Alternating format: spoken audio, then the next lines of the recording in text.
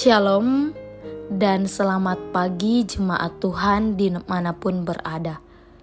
Bersyukur karena di pagi hari ini kita masih merasakan hari indah, masih diberikan kesehatan.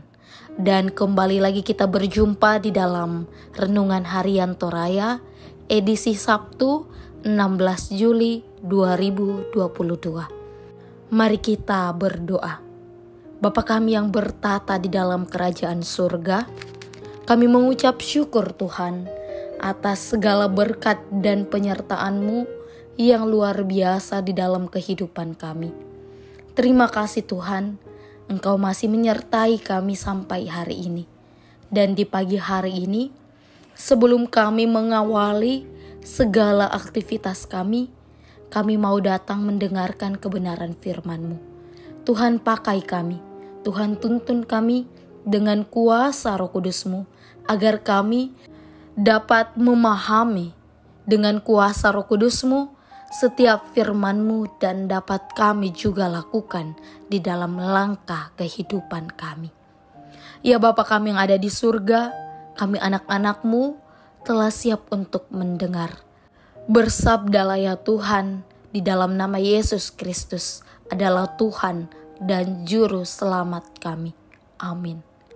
Jemaat Tuhan yang terkasih, di pagi hari ini pembacaan kita terambil dari Lukas pasal 8 ayat 4 sampai ayatnya yang ke-15. Firman Tuhan berbunyi demikian. Perumpamaan tentang seorang penabur.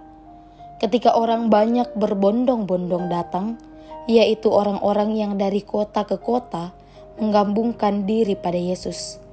Berkatalah ia dalam suatu perumpamaan.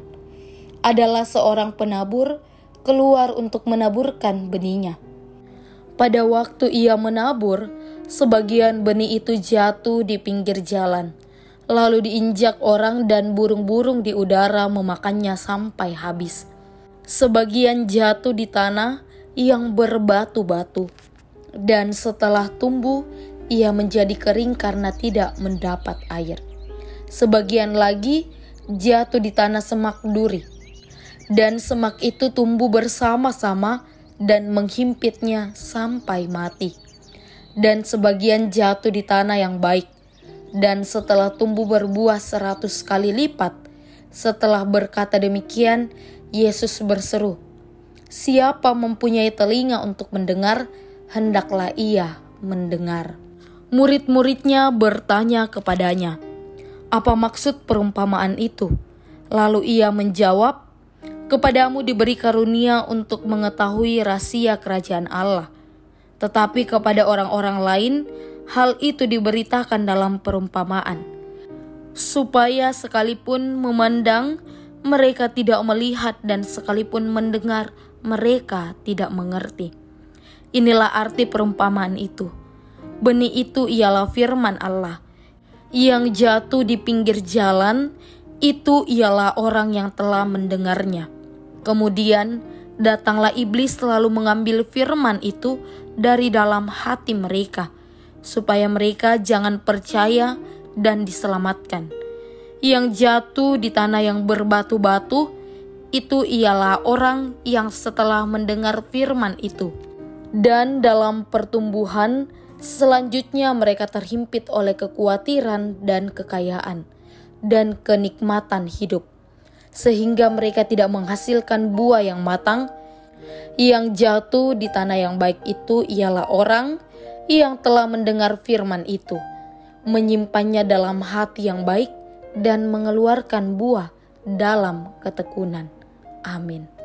Tema perenungan kita ialah, kalau punya telinga, dengarlah.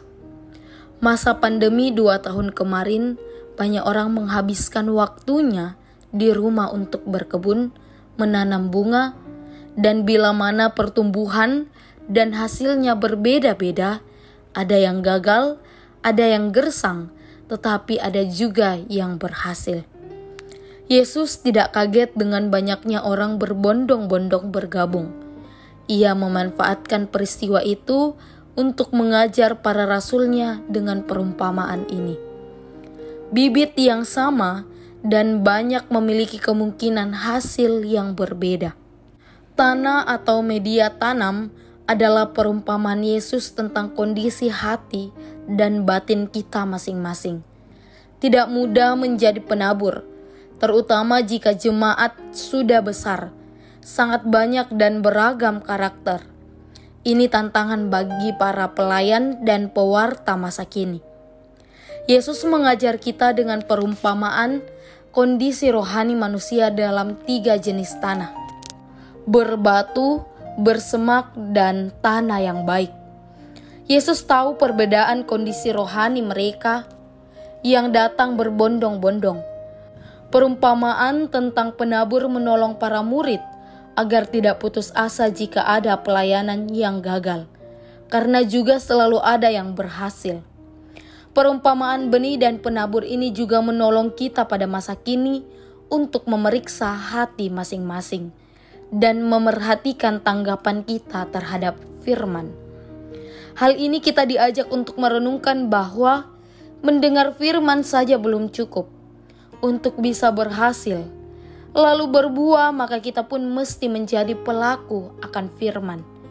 Serempak dengan itu kita teguh percaya pada cobaan melanda kehidupan kita. Kiranya otoritas Injil membentuk hati dan perbuatan kita. Amin. Mari kita satu dalam doa kita berdoa. Kembali kami tunduk ke hadirat-Mu Tuhan, mengucapkan segala syukur atas berkat dan penyertaan-Mu. Terima kasih atas firman yang boleh kami dengar di pagi hari ini, yang mengajarkan kami tidak hanya menjadi pendengar firman-Mu, tetapi sungguh dapat menjadi pelaku akan firman-Mu di dalam kehidupan kami Tuhan. Oleh karena itu, tuntun kami dengan kuasa Roh Kudus-Mu agar menjadi pelaku-pelaku firman-Mu. Ya Tuhan, di dalam doa kami ini, kami datang mendoakan segenap jemaat-Mu terkasih.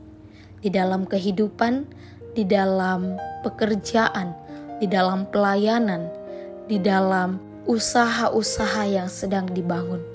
Tuhan berikan selalu hikmat, agar di dalamnya setiap pekerjaan yang mereka lakukan, setiap apapun yang mereka kerjakan, dapat berjalan seturut dengan firman-Mu Tuhan.